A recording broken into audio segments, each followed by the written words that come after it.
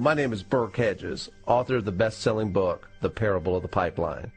I open my book with a story about Pablo and Bruno, who take two very different paths in their quest for financial independence. What you're about to see is the delightful animated story of their adventure.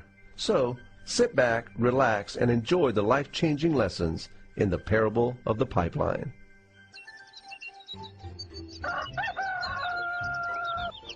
Far away, in a small village, near a beautiful valley, lived two friends, Pablo and Bruno. They were both young and dreamed of a better life for themselves.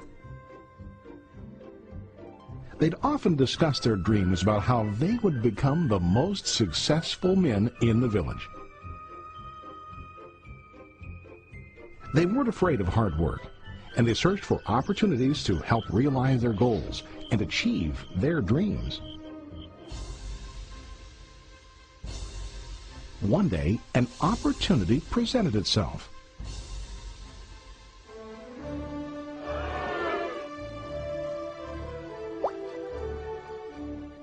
The mayor of the village decided to hire two people to bring water from a spring up on the mountain, across the valley, back down to the village.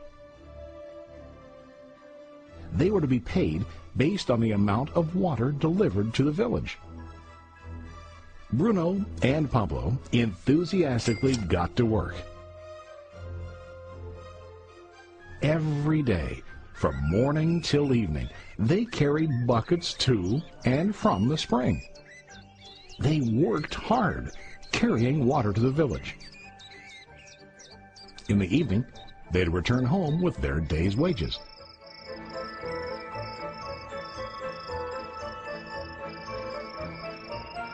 Bruno was satisfied with his work and the money he earned. He was sure that with this work he could achieve his dreams. Bruno thought that to increase his wages he could use bigger buckets to bring more water each trip. He believed with a larger income he would soon be able to buy a cow and the house that he dreamed about.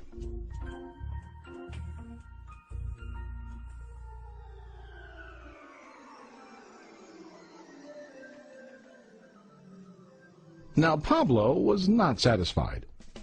At the end of the day, his back and hands ached, and he was exhausted. He was looking for an easier way to earn more. One day an idea occurred to Pablo. He imagined building a pipeline to deliver the water from the mountain spring to the village. With this pipeline, he could get more water to the village without carrying buckets back and forth from the spring to the village. Soon, he got very excited about his idea and began to plan. Pablo, of course, shared his idea with his friend Bruno and asked him to join with him to work on and help build the pipeline. Bruno thought the idea was crazy.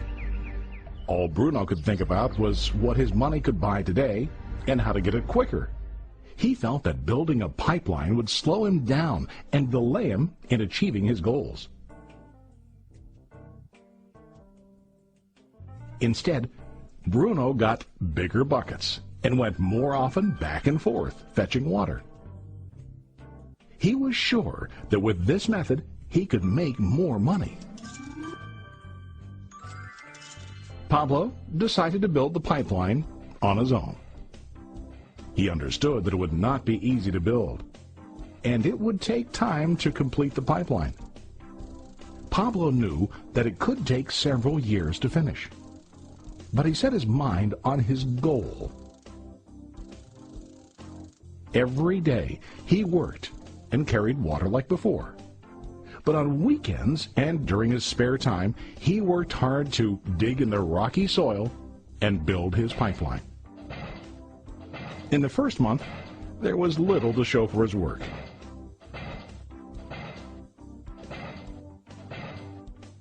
Bruno and the villagers laughed and teased him. They called him Pablo the Pipeline Man. During this time, Bruno's income doubled. He already bought a cow and a bigger house. His lifestyle changed. He now spent time after work in the bar, enjoying his hard-earned wages from delivering water.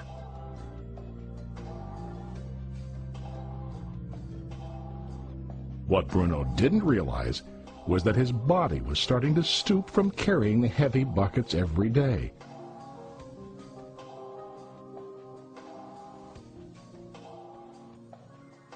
His face looked worn and his body tired. Soon, he began to carry less and less water due to the wear and tear on his body.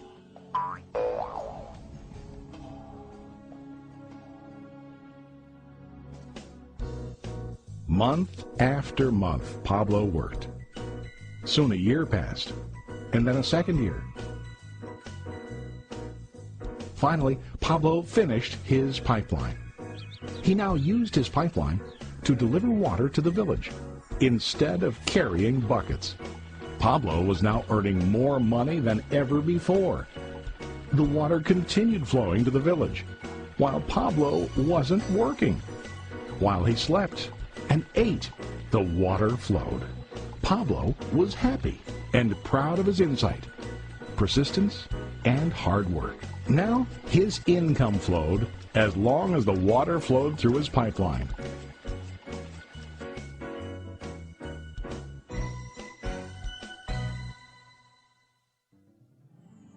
The story of Bruno and Pablo is a reflection of life.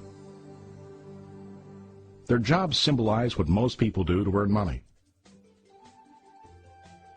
Bruno gets his money using buckets. He goes back and forth, carrying his buckets from the spring to the village in exchange for money. To increase his income, he either has to go more frequently to the spring or to use larger buckets. It's common in real life to increase our income by working harder. For example, working overtime or getting a second job. We also increase the size of our buckets by accepting a higher paying position, which often includes spending more time on the job. Most of us exchange time for money like Bruno. We know that every person has only 24 hours in the day and that it's not possible to use all our time to work. The most difficult time comes when we can no longer exchange time for money due to age, health, or other reasons. Then, our income stops. Now let's review what Pablo did.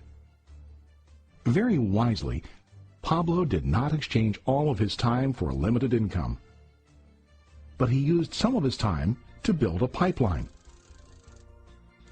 He knew that the pipeline would bring ongoing income as long as the water flowed. An ongoing income that multiplied the time he worked each day.